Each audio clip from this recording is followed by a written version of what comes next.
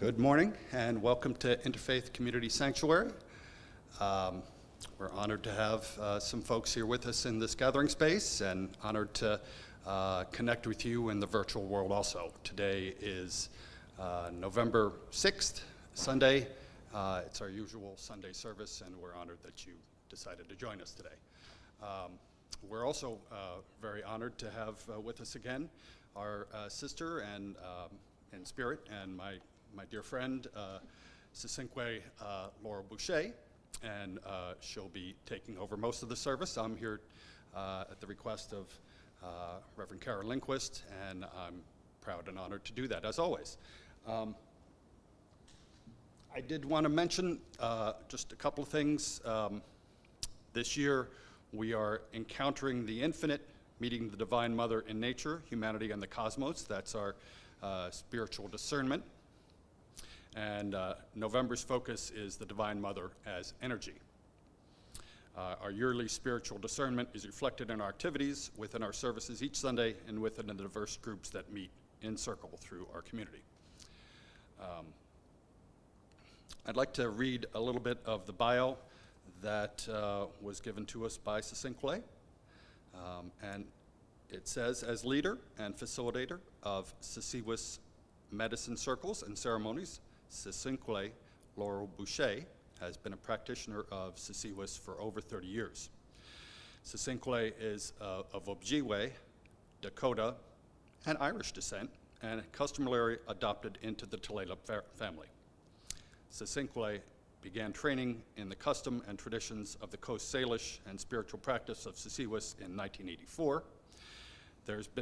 There had been a period of approximately 20 years of immersion into the training and practice of Coast Salish SiSiWiss spirituality that included much travel and direct training from different teachers and elders. SiSwinKlae shares the knowledge that has been shared with her and with all those of open heart and open mind and willingness to learn the ways of the first people of our beautiful Coast Salish region. SiSwinKlae offers the sharing and learning through SiSiWiss Medicine Circle and various ceremonies. Follow this link. There's a link below on our webpage that directs you to the SiSiWiss Women's Circle gatherings meetings, which are on Tuesday evenings at 6:30 Pacific Standard Time, of course.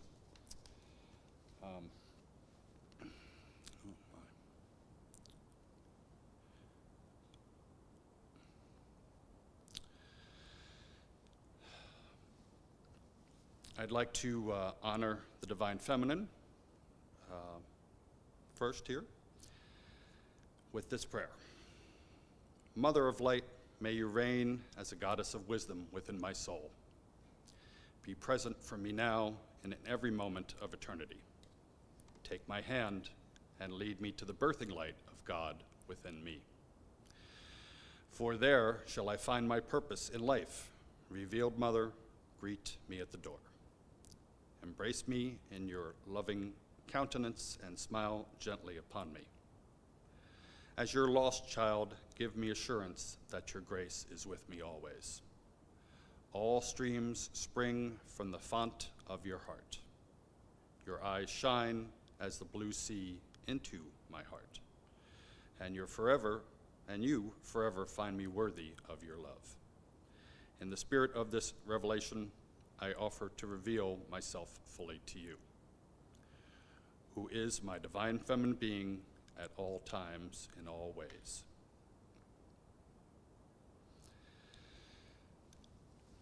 To honor the ancestors, I would like to call in the four directions.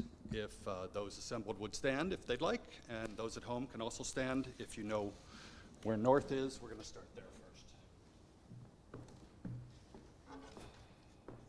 Take a deep breath together. Oh, good Lord.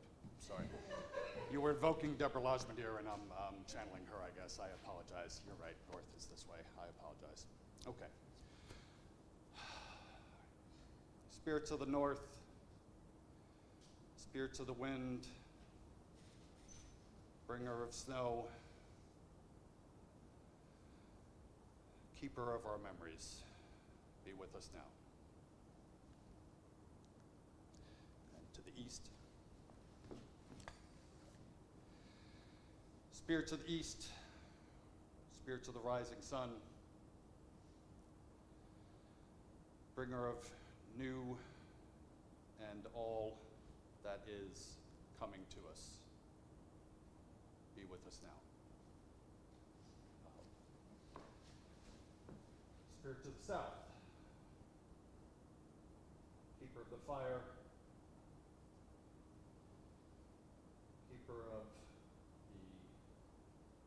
the afterlife, and all that goes after us, be with us now. Spirits of the west, place of the setting sun, place that we all look toward for the future, be with us now. Thank you.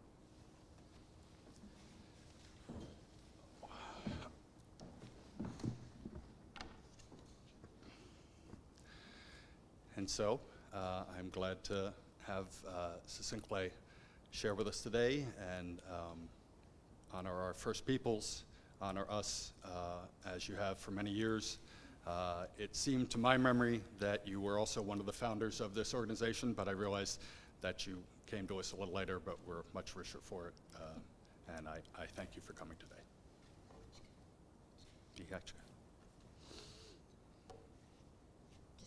Sure.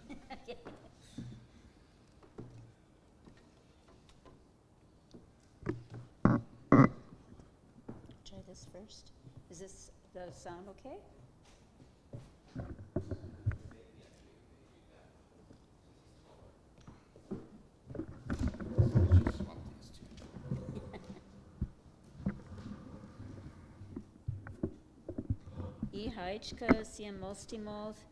I'm very honored to be here today and to share with you. And we begin by singing a welcome song, welcoming all of you. And our brother here, he called in ancestors. What tradition is that from, the calling in the way that? It was my own. Just from the Wiccan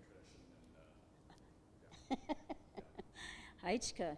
So here in the Northwest Coast, we do everything counterclockwise, so it'd be just the opposite, except we'd also start in the east. So just a little, it was my wanting to hear where did that come from? So I'm thankful to our brother for the introduction and also for calling in the ancestors. And but we'll go ahead and sing a welcome song, welcoming everyone here, seen and unseen. Oh, oh, oh, oh, hey, hey,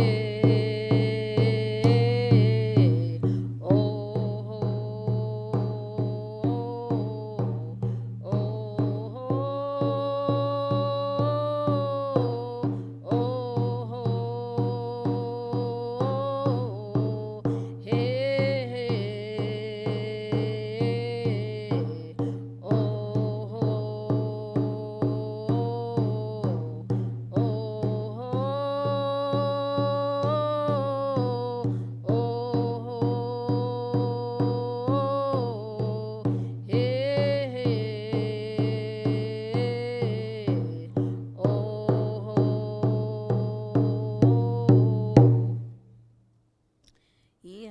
oh, welcoming each and every one. Welcome. And I'm glad to hear those that joined in. Please, anytime we sing, join in the singing, and even those at home, you can sing there too. We'll all be singing together. I'm very honored to be here today and to share with you, and like to honor the Duwapsh, Dua'a, the Duwamish that from this land here. And we are all the guests because the Duwamish are the first people from this land. And right here in this area of Ballard, a band of the Duwamish, the Shilshol, lived here in what is known as Ballard today. And this place, Seattle, of course, is named for Chief Siash, and they had a problem saying Siash, so it got changed to Seattle. So this place, though, is not, we didn't know it as the place name of a chief, but it was the place name of Seattle is Zadzialich. And the first language spoken here in Duwamish land is the Lushootseed. And it's right in the middle where Twelshutseed is the southern dialect, and then Lushootseed is the northern dialect. So this is kind of right in the middle, so both dialects were spoken in this area. So just wanted to really honor this place that we're all guests here today, and I'm very honored. Traveled here from the homeland of the Snohomish, also known as the Snohomish, and so very, very grateful to be here to share with you. Just giving a little background of the place that we're at and honoring the ancestors of this place here, the Dua'a, Duapsh, or Duwamish. Haichka. And also to give a little history or herstory, however you want to say, of the people and cultures in this area, and certainly of the SiSiWiss. SiSiWiss translates as sacred breath or sacred life. And our breath, as we know, our life is very sacred. And even if we go off the healing path, we go off and we're not really being aware, you can always get back on the healing path. And that's what SiSiWiss is. It's a healing path, a red road, however you want to think, medicine circles. It's all for healing. It's all to be in balance with our Mother Earth. We love our Mother so much, and we do what we can to work with her, to be with her in a good way. And so the healing is so very important, and we see what is happening in our world today, and so we can always use the wonderful healing that's offered through SiSiWiss to help ourselves first to be in balance, harmony with Mother Nature, all the universe. And so that's what the SiSiWiss is for, and that's why we offer it with you. Haichka. And so SiSiWiss originated in the San Juan Islands, or at the San Juan Islands, through the Samish First People. And the Samish First People, they lived there on the San Juan Islands, also inland, Anacortes area, and actually all the way over. It was a large tribe at one time. And so this practice, this spiritual practice of SiSiWiss originates there. And then it spread.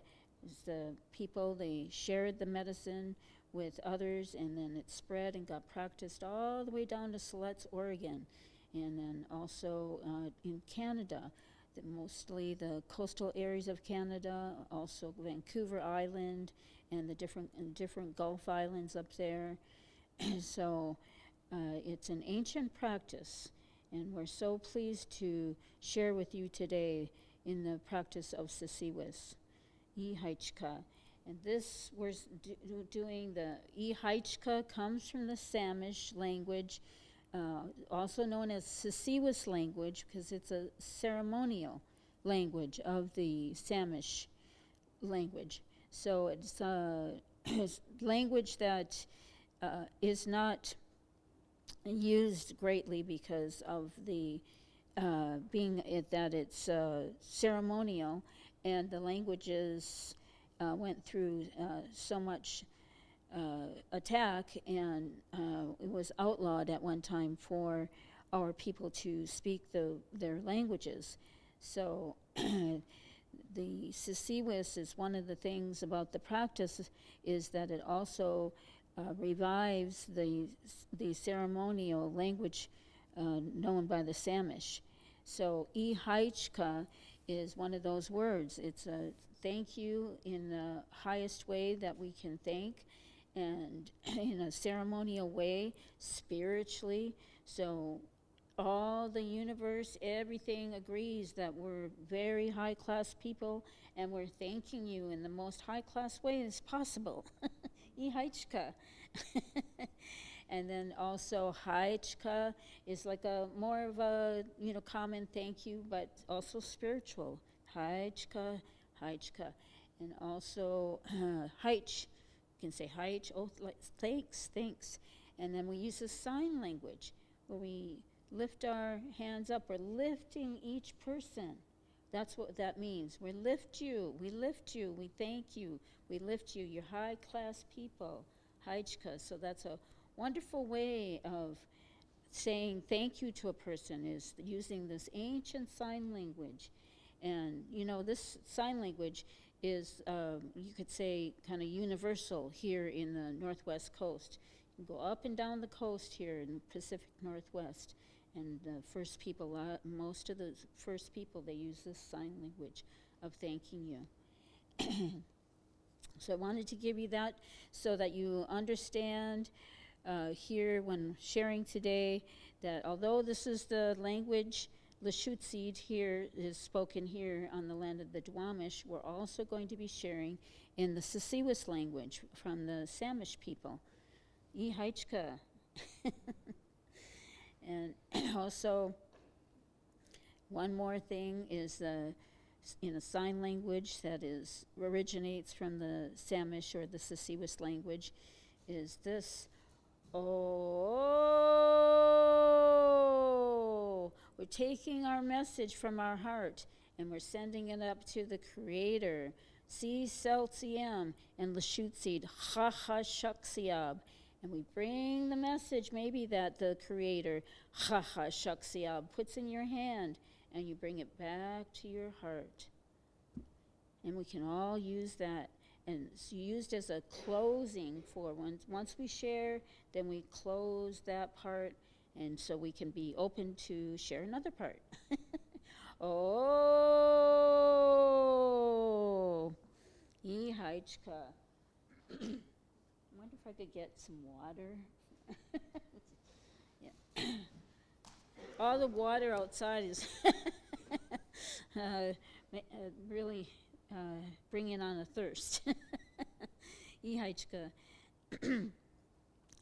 I'd like to share with you another song. This song comes from the Dua'a, or the Duwamish, and this is a healing song.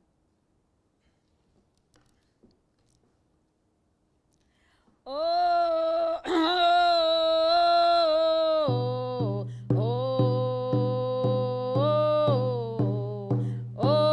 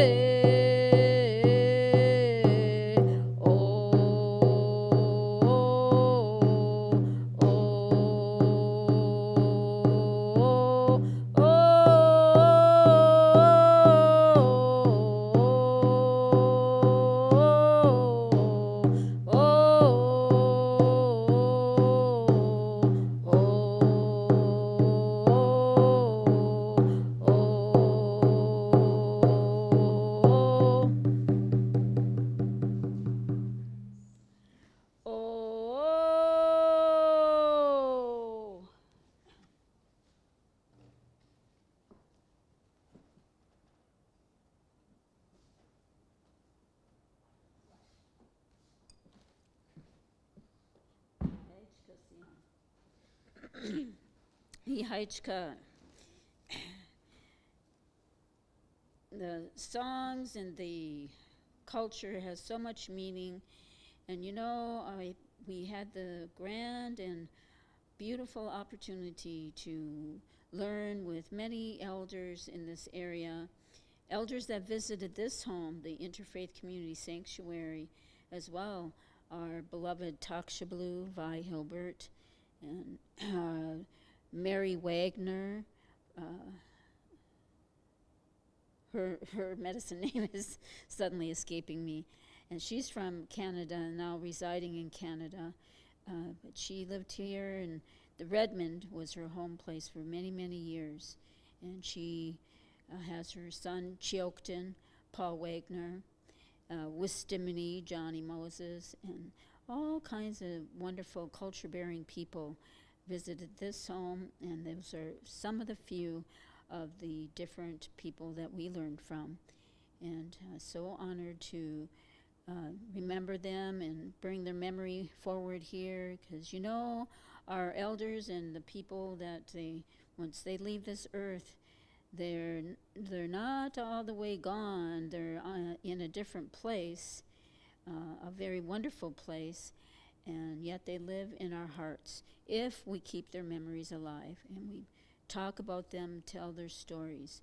That's our belief, is to keep the loved ones alive in our hearts and share, always share, you know, when the time is right, not maybe right after they've passed, but when the time is right, at least a year later, we talk about them, bring out the memories, the stories about our loved ones, and that's how we keep them alive and close to us in our heart. Ihaichka. Oh.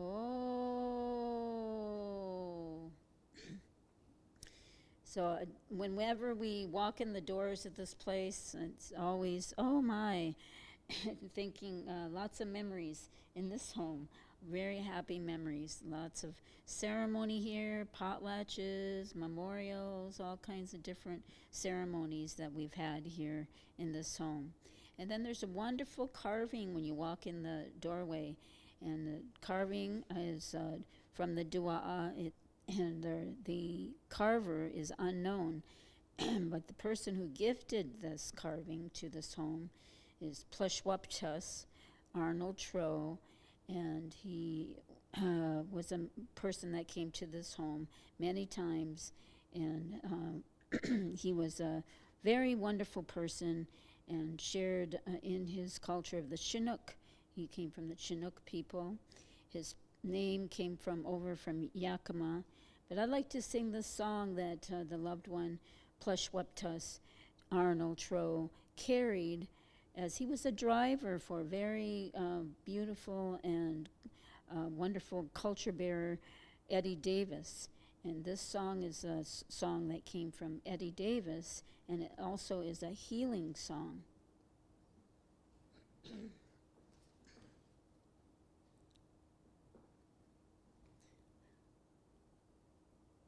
Oh, okay, it was right here for a second. Now,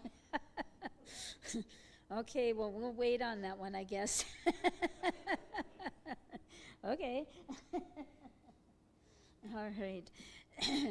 That's okay. So, so many beautiful culture-bearing people in this area. So, and also are those that are students when we oftentimes are a part of a family or a tribe in our learning, and we then have become responsible to share what we've learned, because the beautiful culture-bearing people, they always had this to say: you haven't learned a thing unless you share it.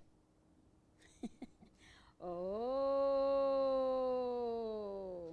There's so much meaning to that, about the sharing, and how very important it is to our people is to share, not only share in the songs, the teachings, the stories, and the beautiful ways of the culture,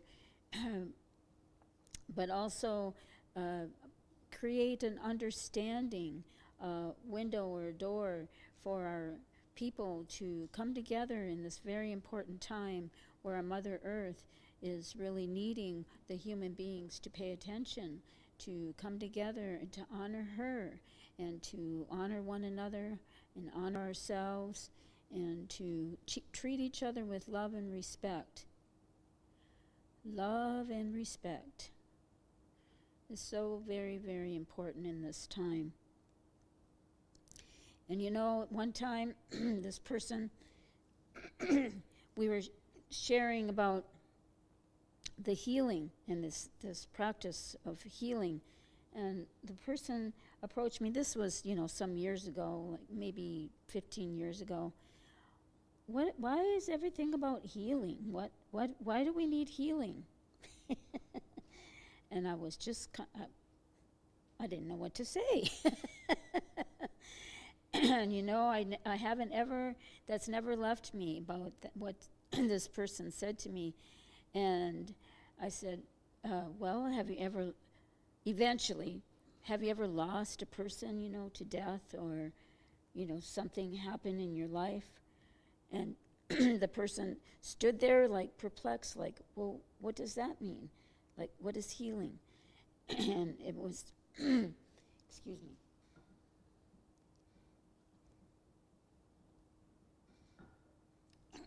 So sad in some regards that the person didn't understand how important healing is in our personal lives, and to be there in a healing way for others. And you look around in our world today and you see how the lack of healing, how it really manifests itself. Oh. And the what is it, the theme of honoring the female, or what was that? Divine Mother's energy. Yes, Heichka. I wanted to share this little story. This is a story that comes from the Cree people. And the Cree, in relation to here, there's Cree is a very, very large tribe. I have a wonderful friend that lives in Canada, way up north in like the Saskatchewan area, and beautiful person. Her name is Gladys. And so the Cree are all the way up there in Canada, so not really that far from us. And at one time there was no borders, but the Cree are very, very large tribe. And we have a sister that's part of our medicine circle that's Cree. And this is a short story. The story is a story about Raven and Fog Woman. If you're listening to this story, I don't know how to say I'm listening in Cree, so maybe we'll just use the Lashutseed. Habu. So if you're, anytime I pause in the story, will you say Habu? Very good. Translation of Habu is I'm listening, we're listening, and you let me know that you haven't fallen asleep. You're here with me listening to the story. Habu. There, a long time ago, Raven got really enamored with this elusive woman. Oh, he just was like love at first sight. Oh, the Raven was just so enamored with her. And there she was, this beautiful woman, and she filled the streams, the rivers, all with salmon. Oh, but when she done that, Raven got jealous and angry, just furious with her that she shared with everybody and not just him. And there some say in the story that he even slapped her. He slapped her right across the face, from over on her cheek all the way down, like that. Oh, he became abusive. There, this elusive woman, she left him. She got away from the raven. But there, the raven, in his anger and spite, he stalked her. He pursued her wherever she went. It was hard for him to get close to her, but when he did, he was going to strike her yet again. And when he put his hand up and was going to strike her, his hand went right through her. Oh, he was just frightened him. There, this elusive woman, she became fog woman, and that is right through her. So there, this fog woman, she went to the river, and she was washing and combing her hair, long hair, and there, as she was doing that, washing and combing with her hands her hair, salmon were coming out of her hair and going into the river. And there, the fog woman, she always leaves at the same time as the salmon.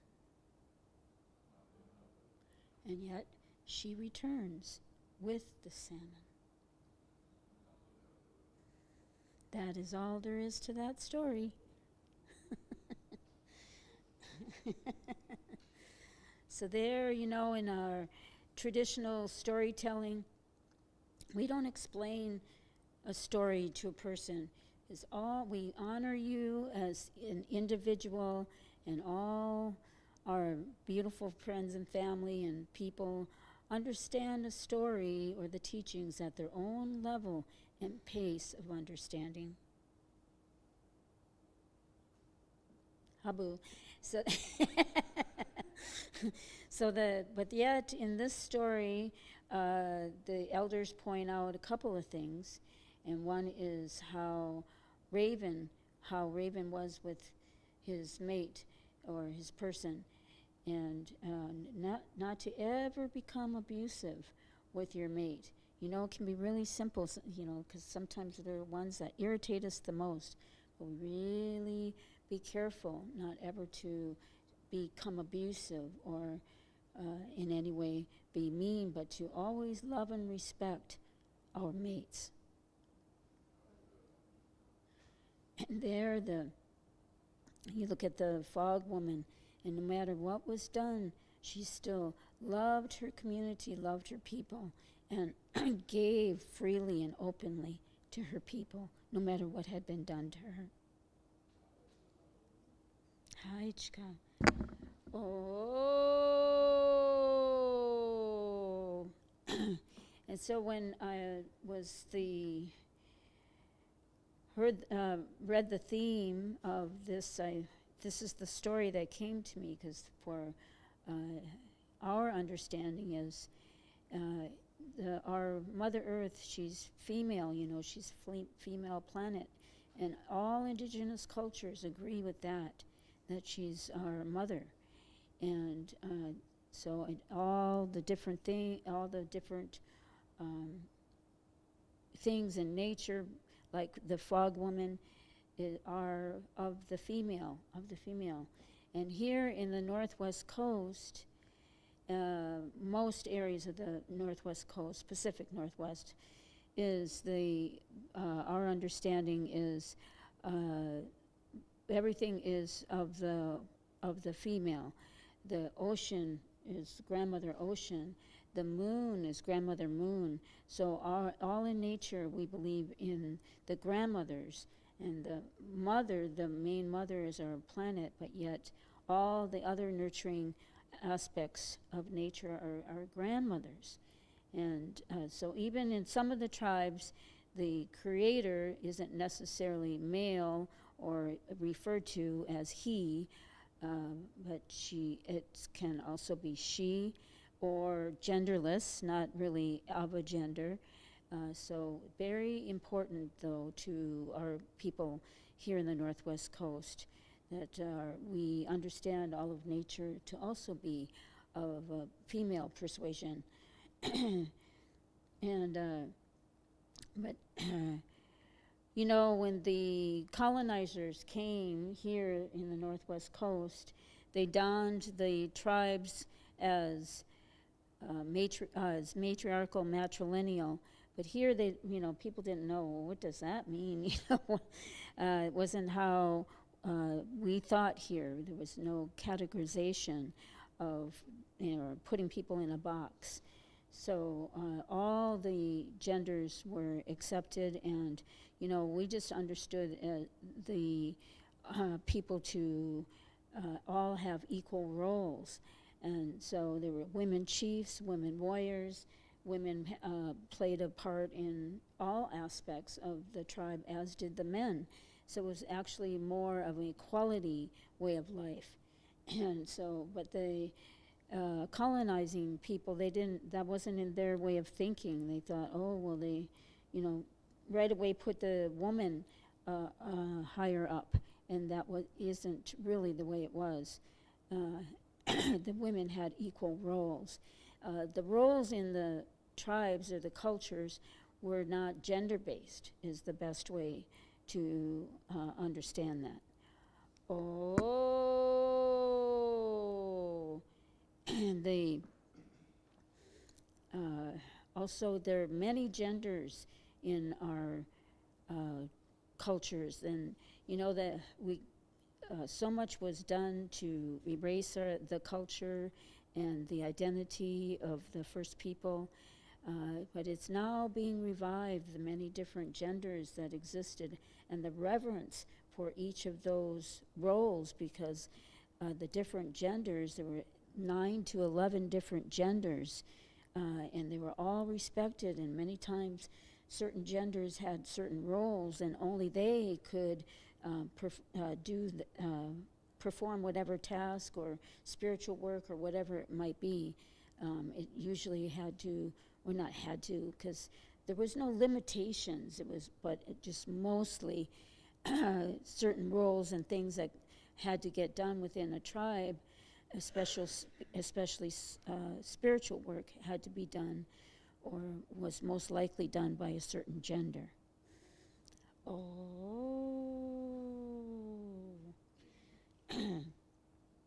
And you know, even after all the very, very painful things that people went through, we had the grand opportunity to learn with the very beautiful culture-bearing traditional people. Grandma Ivy and Grandpa Barney Gus, also from Tulalip. They were some of my main teachers. And Grandma Ivy, one of the beautiful things that she always really believed in and lived was to always be open and loving and welcoming to all people. And you know, it's very, very difficult. It was just amazing to me as a person to see this elder lady really live that, even though there was such terrible pain imposed and forced upon her people and all the first people, and yet she really lived the culture and believed no matter what, you still always be open and loving to all people.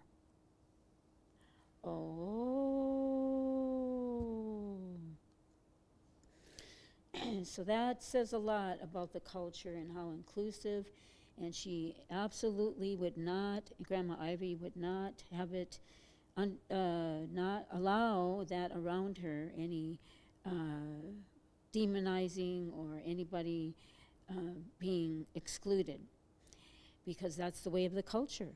And for her, it was, you know, if you allow yourself to get mean and let that pain have you react towards human beings, oh, I just don't like that group of people, or, you know, how can, you know, we ever forgive those people? It wasn't like that. And here this elder lady, that's how she taught, was you just really live the culture, don't allow that to become who you are as a person, because when you do, then you allow that evil, you could say, in, and you are not living the culture. So the culture is loving and inclusive no matter what. Oh, Ihaichka. I think I'm hearing some other clearing of throats. Also, I guess we've all had to turn on some heat, and that's we're not used to it. Anyway, so I wanted to also share this other story. I better get to it. I'm looking at the time.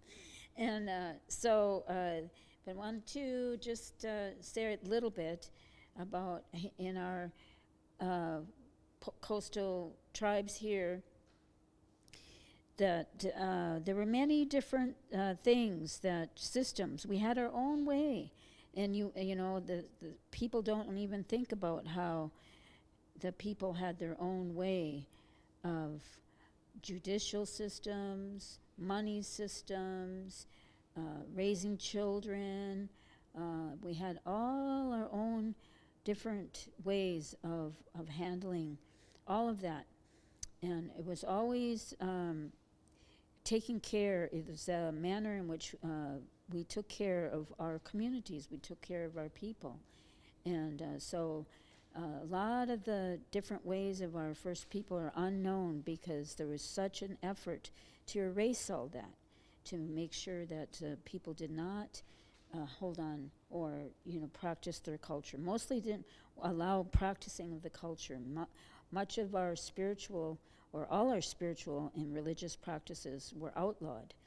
And that meant taking away of all our spiritual and medicine objects, and that's, the museums are filled with different objects that were stolen from our people, even stealing the children and putting them in the boarding schools and residential schools. Just terrible things that took place. So just bringing that out, that if you have any time to and interest in discovering the truth about our people and understanding better our cultures and the reviving of the culture, really encourage you to look into the different cultures on the land that you live, especially. Really look into if you live here in Seattle, look into the Duwamish and the culture and the different ways of the Duwamish. A lot of that now can be found online, or go to the library and get books. There's many books now, lots of authors of different books about the culture. So I really encourage you to do so. And even, if you have any friends, or make friends with, if you can, with people that know the culture, or First People, if you have any First People friends or people you can be friends with, to learn from them directly. And when you are with a traditional person, one of the first things we had to learn was just keep your mouth shut. And not in a rude way, but that's the way to learn in our cultural way, is to, if you go to visit a culture-bearing person or person that you really would like to learn from, is just, we don't ask questions, we just sit and visit and allow them to speak if they would like to speak to you. Maybe they don't, and so that's to be accepted as well. But the old people would say, if you were meant to talk so much, you'd have two mouths instead of two ears. So that's why we have two ears, so we can do more listening than talking. Oh. Okay, I got to get to the story now, don't I? Oh, I better sing a song. Now, the song that we wanted to sing is here.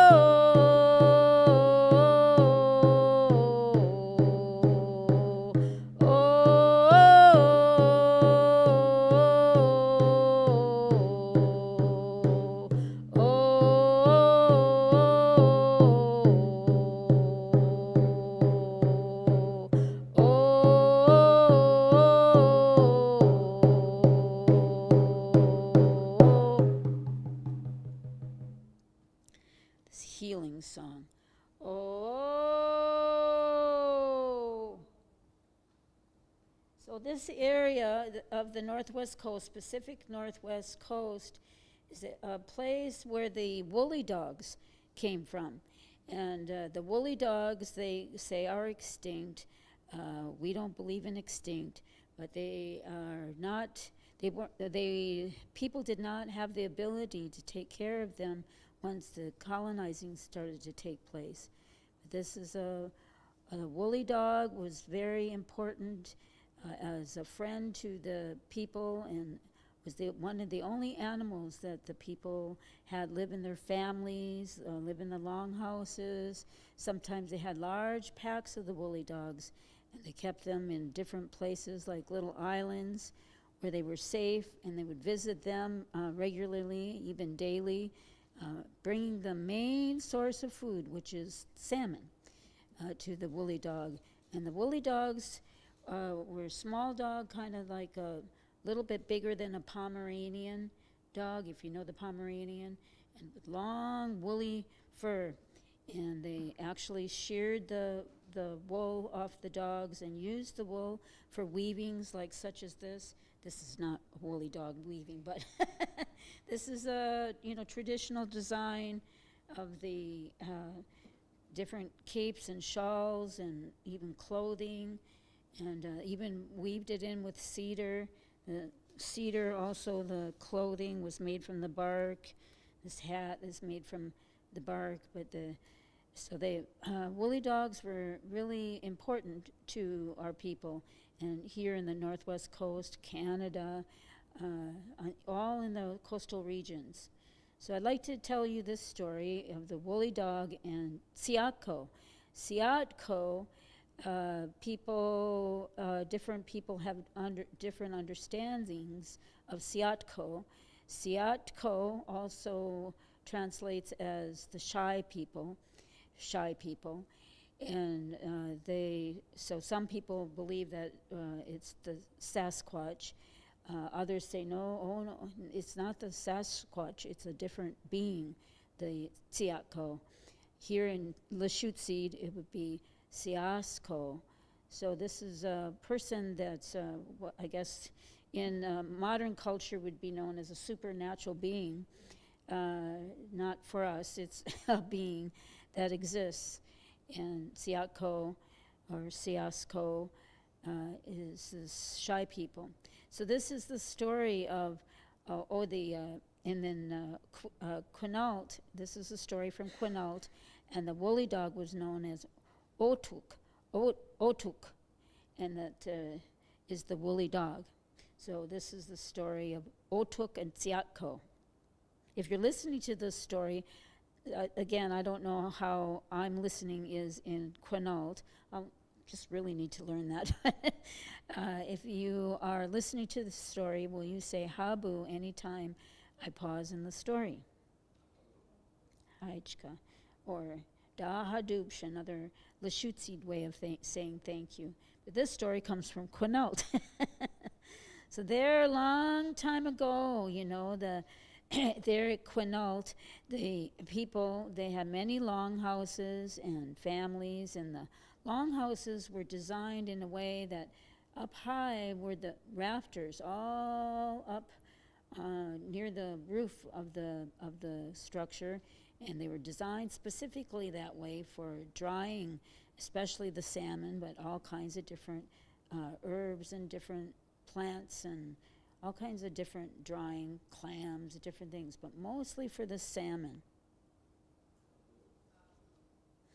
And also each family and different homes, longhouses, they all had the otuk, the woolly dogs.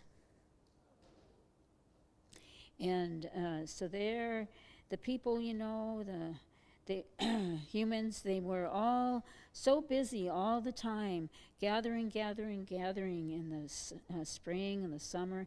They got all that spring and summer salmon, and they cut it in strips and hung it over the rafters for drying and curing. And was a lot of work, you know, to fill those rafters with the salmon, but they worked hard and they filled those rafters with salmon. And that was also the main source of food, not only for the humans, but for the otuk, the woolly dog. And they often would feed the woolly dogs different salmon, but they would get so busy sometimes that they would end up just giving the scraps to the woolly dogs. Oh, well, the woolly dogs, they weren't very satisfied with that. They're still kind of hungry. All they got was the scraps. So there, the woolly dog, they went to talk to Tsiako, the shy people. And they said to the shy people, oh, why don't you come and, you know, you could have a feast of salmon that is drying in the rafters there in the longhouses where we live. And then you could share with us, 'cause if you share with us, we won't bark when you come. So there, the shy people, they didn't really care for this idea. It was like, no, they were shy people. They didn't want to be seen by the human beings. And, the woolly dogs, don't worry about that. The humans, they're so tired after all the gathering they do that they'll be sound asleep. They won't hear anything, especially if we don't bark. So there, the Tsiako, the shy people, they agreed. So that night, the woolly dogs, they heard the Tsiako, the shy people, come into the village. And all the human beings were sound asleep, just like they said. And there they saw the shy people. They were so tall, they just lifted the roof right off the longhouse and they peered in. And there was all the rafters with all the salmon, just like the woolly dog said. Oh, they just couldn't resist. Oh, they had a grand feast of eating on the salmon and throwing some of the salmon to the dogs. And there, when the human people they woke up in the morning, oh my gosh, what happened? Where's all their salmon? What? And they couldn't figure it out. And one of the reasons that the rafters were like that, full of salmon, because, the woolly dogs, they would help themselves, except they couldn't reach way up there where the rafters were. Yet the humans, they looked at the woolly dogs and, oh my goodness, they looked fat and happy, but what? They don't get up to the rafters. Well, they didn't really have time to investigate and look into this. They just had to go out and gather more salmon. So very important to the people to gather the salmon because that was their main food. And in the wintertime, when the salmon aren't running, they needed to have the cured salmon that they could feed themselves through what they called the time of darkness or the winter. So this was very important. This was food that was to get them through the winter. So they got right back out there and fished. And now they had to work really harder because the salmon weren't as plentiful as they had been. So they worked very, very hard. And there they filled the rafters with curing salmon again. And so there the woolly dogs, they just went right back to the shy people, to Tsiako. Oh, the human beings, they filled those rafters with salmon yet again. Oh, will you come and let's have a feast. So there, the shy people that night, they went into the village and lifted the roof and had a feast on the salmon, and also the woolly dogs had a grand feast. They all thought, oh, this is the best thing that ever happened to us. So there, when the human beings woke up in the morning, now they were just furious. What are we going to do? Oh my gosh. And they looked at the woolly dogs, looked fat and happy, but didn't understand, like, but well, no, they didn't get into the rafters. Oh, again, they didn't have time to try to figure this out and investigate. They had to get right back out there and fish and really fish harder, work harder now. And now there was really not that many salmon, and they had to work really, really hard. And there, the rafters didn't get near as full as they were, but it was probably about as full as they were going to get with the salmon that was running at the time. So there, even though it was kind of sparse, the salmon, the woolly dogs saw the people were not able to, or the fish weren't running, so they knew, oh, okay, well, this must be a good time then to go and get the shy people and have them come so we can have yet another feast. So there, the woolly dogs, they went to Siako, to the shy people, and said, oh, the rafters, they've got salmon again. Will you come and let's have a feast? So that night, there the Siako, the shy people, came, and they lifted the roof, and they looked, and oh my gosh, not very much salmon. And so there they ate and ate and ate, and this time they didn't give any to the woolly dogs. Oh, now the woolly dogs, they got angry that the Tsiako, the shy people, weren't giving them any salmon. So they began to bark. Oh, and that woke the human beings, and they saw Tsiako, the shy people, eating their salmon. And so there they got batons of fire, and they chased Tsiako and the shy people, and they chased them to the hillsides, the cliffs, where the boulders were. And and then after that, at night, the people, the humans, they built fires, and they kept fires going on the outside of the longhouse to keep Tsiako away. And now, oh my, here was almost the time of the great darkness, the time of winter, and there's barely any salmon to catch, but they did what they could, and they worked hard as they could, and they were able to get the dog salmon, and they, they were working hard. Now everybody in the community, they had to go out and help with catching the salmon, the dog salmon.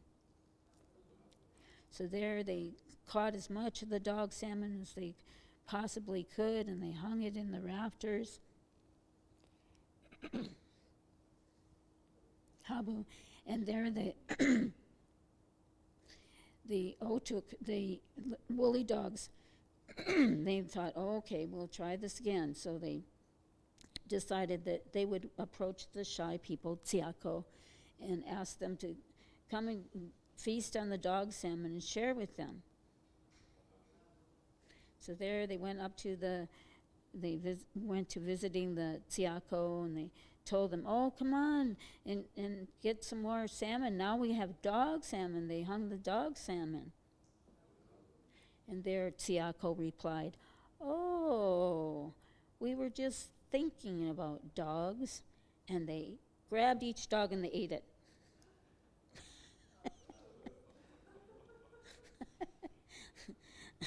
Habu. And so that's the Quinault story of what happened to the woolly dogs and the disappearance of the woolly dogs in their area. Oh. Is it time to close then? We're here for you. Haichka. I better.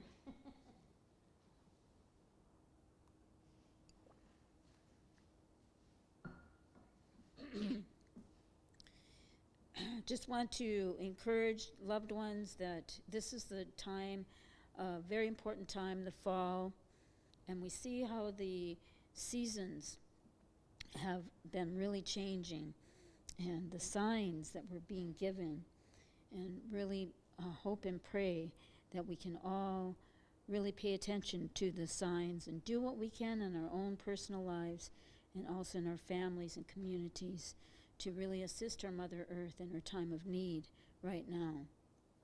We're so fortunate to live in a beautiful area as this with the 4 seasons. And we, it was a prophecy teaching that there would come a time where the seasons become all mixed up. And now we see that that time is here. And, it seemed like just a couple weeks ago, summer was just really hanging on in October. And now it's almost as though it's into the winter season. So, and yet we see the leaves are hanging on, even through that really strong storm we had. But I'd like to honor the fall with the fall song. If the people here, the loved ones here, can help with the song, we'd appreciate it. And the part that I would like you to, or ask you to sing, if you will, is this part of this fall song. And please just join in the singing. Tenaha, tenaha, tenaha, tenaha, tenaha. Little louder if you can.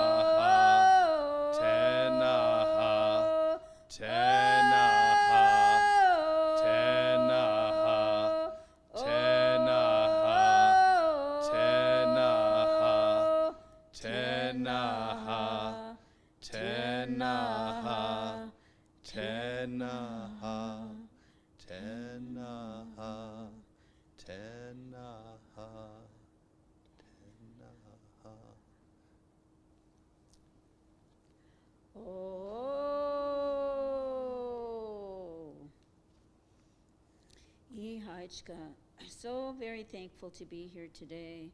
And we pray for our Mother Earth. We pray that we can all work together with her, not against her, but with her, and to really protect her from the harms that are taking place and have been taking place for a very long time now, and all in our lifetimes here and before.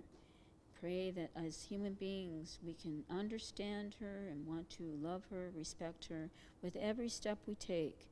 And by doing so, that we can advocate for her in whatever ways that we're guided to do that, to really be here for our Mother Earth. Because our Mother Earth, she would like to be here for our future, and she needs our help for the future generations, for us right now, but very, very importantly for our children and our children's children. And to think ahead like that, as our first people have always thought, 7 generations ahead. So whatever we do now, keep aware of how is that going to affect our children and our children's children and on beyond, 7 generations ahead. Pray that we can keep this awareness, keep a prayer, keep a good mind, good heart, be open and loving to ourselves and one another. Yihachka. So thankful, dear ones, to be here. We love you with all our heart.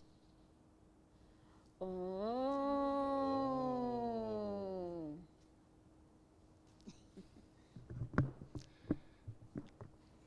Ihaichka, SiSwinKlae. You mentioned in the beginning about the high-class people and how they talk, and I think that we're glad that you can come and teach us how to be high-class people, and we're really glad of that. And we hope that you're teaching us for many, many long time to come, and may we learn every day also. Ihaichka. Oh.